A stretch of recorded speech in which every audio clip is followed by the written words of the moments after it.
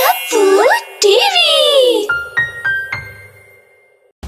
तभी एक रोशनी प्रकट होती है और उसमें से 3 गायें निकल कर आती है और आते ही उन लच्छू और उसके गुंडों को मारने लगती है। हमारे होते हुए तू हमारी बेटी को हाथ भी नहीं लगा सकता। तू आज यहाँ से वापस जिंदा नहीं जाएगा। तेरे पापों की सजा आज यही मिलकर रहेगी। जादुई 3 मिट्टी की गाय। प्लीज मुझे छोड़ दो, मुझे जाने दो, मैं तुमसे माफी मांगती हूँ। मरेगी तो तू आज ही, तेरी मौत आज मेरे हाथों लिखी है। प्रीति अपने पिता के साथ रामपुर नाम के गांव की रहने वाली थी। उसके पास 3 गाय। वो गाय को अपनी माँ और दोस्त जैसा माना करती। प्रीति के पिता एक कारीगर थे। वो मिट्टी के खिलौने का व्यापार करते थे। पिताजी, मेरा सिलेक्शन दिल्ली के हिंदू कॉलेज में हो गया है। ये तो बहुत खुशी की बात है। मैं पूरे गांव में मिठाई बांटूंगा। लेकिन मैं अपनी 3 दोस्त गंगा, जमुना, सरस्वती और आप दोनों को छोड़ के नहीं जाऊंगी। बेटा, जिद नहीं करते, तेरे भविष्य का सवाल है। प्रीति की एक नहीं चलती और उसको अगले दिन ही दिल्ली में हॉस्टल जाना पड़ता है। लेकिन वो आखिरी बार अपनी 3 गायों के पास नम आंखों से जाती है। अलविदा, हम जल्द ही मिलेंगे, तब तक अपना ध्यान रखना। प्रीति दिल्ली चली जाती है। प्रीति और लड़कियों जैसी नहीं है। उसे सिर्फ और सिर्फ अपनी पढ़ाई से मतलब है। एक दिन वो अपनी दोस्तों के साथ कॉलेज जा रही थी। ट्री बस स्टैंड पर कुछ लड़के किसी लड़की को छेड़ रहे थे। छोड़ लड़की की चुन्नी। छोड़ देंगे, पर बदले में तुम्हें अपनी चुन्नी हमें देनी होगी मेरी जाने मन। हद में रहकर बात करो, वरना अच्छा नहीं होगा। अरे मेरी जान, तुम्हारे लिए तो हम हर हद पार कर देंगे, बस बोलो तो सही। प्रीति, चल यहाँ से, ये अच्छे लोग नहीं है। तू क्यों खामखा इन झमेलों में पड़ रही है? दीप्ति प्रीति को वहाँ से ले जाती है। वो लड़का जिससे प्रीति बहस कर रही थी, उसका नाम लच्छू था। वो दिल्ली का नामी गुंडा था। एक बार उसको जो लड़की पसंद आ जाती थी, वो उसका पीछा करना शुरू कर देता था। यही कुछ हुआ प्रीति के साथ। अब वो लच्छू हर रोज प्रीति का पीछा करने लगा। एक दिन तो हद ही हो गई। उसने सरेआम प्रीति का दुपट्टा खींच लिया, जिस पर प्रीति ने उसे एक जोरदार तमाचा जड़ दिया।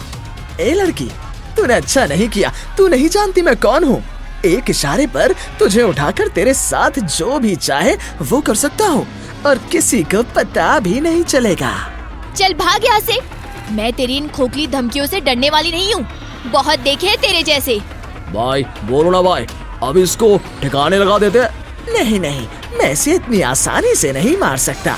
इसका तो मैं वो हाल करूँगा कि कोई इस पर थूकेगा भी नहीं।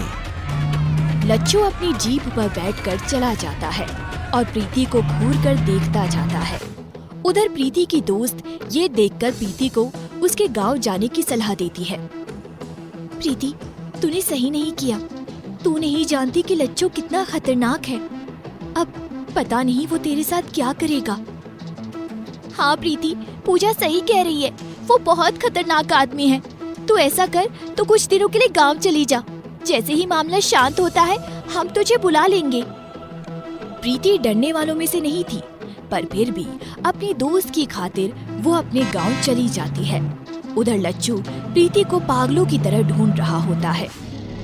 आखिरी बार पूछ रहा हूँ, बता दो तुम्हारी वो सहेली कहाँ है, वरना तुम्हारा वो हश्र करूँगा कि पुलिस भी तुम दोनों की लाशों को पहचान नहीं पाएगी। हम सच कह रहे हैं, हमें नहीं पता वो कहाँ गई है। जिस दिन उसने तुम्हें थप्पड़ मारा था, उस रात के बाद वो हमें मिली ही नहीं। लगता है वो ये शहर छोड़कर चली गई। अपनी खैर चाहते हो तो बता दो, वरना अगर हमें पता चला कि उस चुहिया को भागने में तुम दोनों भी शामिल हो तो तुम्हारे छोटे छोटे टुकड़े करके कुत्तों को खिला देंगे। हम सच कह रहे हैं, हम नहीं जानते वो कहाँ है, और उसका अगर हमें कुछ भी पता चलेगा तो हम तुम्हें तुरंत बता देंगे। लेकिन तुझे मेरे साथ आज चलना होगा। गुंडे जबरदस्ती करने लगते हैं और तभी उन गुंडों को एक रोशनी में कुछ गाय सींग से मारने लगती है और गायब हो जाती है। ठीक है, अभी तो हम जा रहे हैं, पर जल्दी उसकी लाश के साथ मिलेंगे। लच्छू के जाते ही वो दोनों चैन की सांस लेती है। उधर प्रीति अपने गांव पहुंच गई थी, पर उसकी 3 अजीज गाय मर चुकी थी। और ये बात जब प्रीति को पता चली तो वो दुखी हो गई। माँ, आपने मुझे बताया भी नहीं कि मेरी गाय मर चुकी है। क्या बताते बेटी, तुझे खामखा तू परेशान हो जाती। आप जानते थे ना, मैं उन तीनों गायों से कितना प्यार करती थी।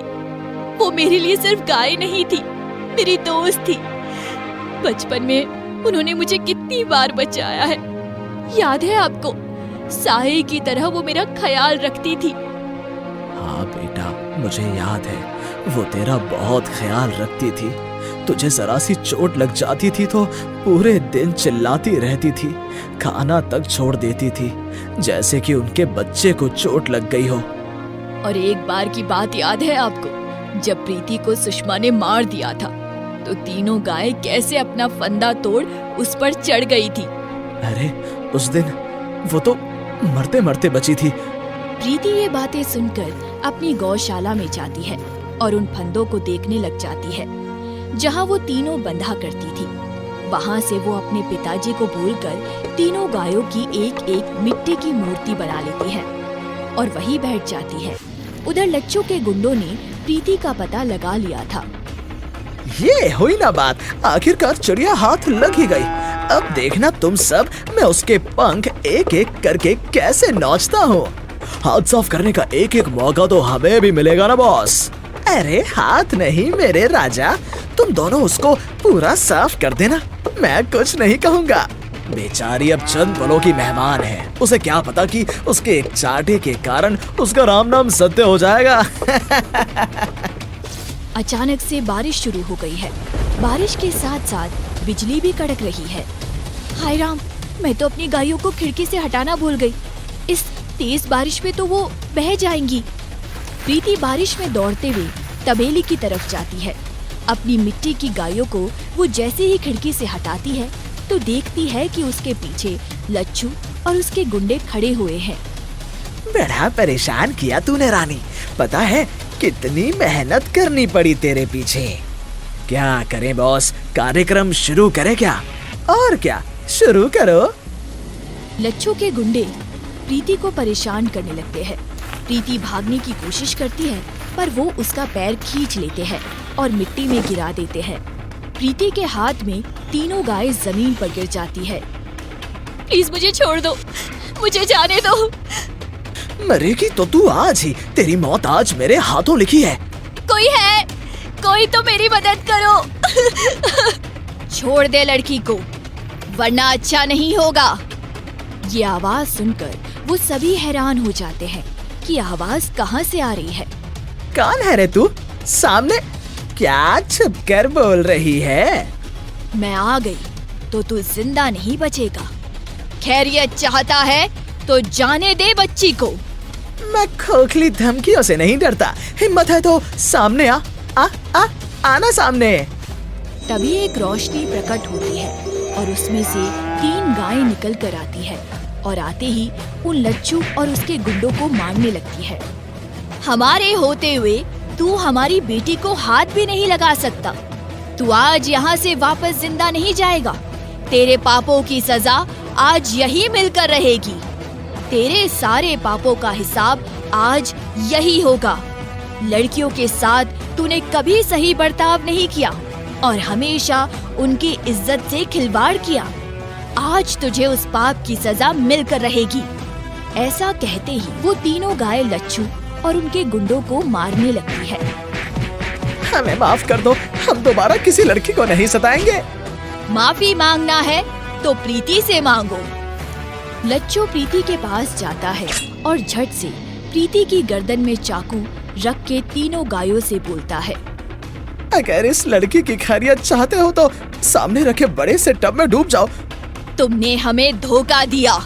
मेरी चिंता मत करो, मुझे मर जाने दो। ऐसे कैसे तुम्हें मर जाने दे? तुम लोग टब में कूदते हो या फिर मैं इस लड़की को मारूं? तभी गंगा अपनी पूंछ को बड़ा करके लच्छू को बांधकर हवा में लटका देती है और जकड़ने लगती है। मुझे छोड़ दो, इस बार मुझे छोड़ दो, मैं सच में माफी मांगता हूँ। इस बार 10 बार प्रीति के सामने उठक बैठक लगानी होगी। लच्छू ना चाहते हुए भी उठक बैठक लगा के वहाँ से भाग जाता है और प्रीति और उसकी तीनों मिट्टी की गाय खुशी खुशी रहने लगते हैं। कपूर टीवी।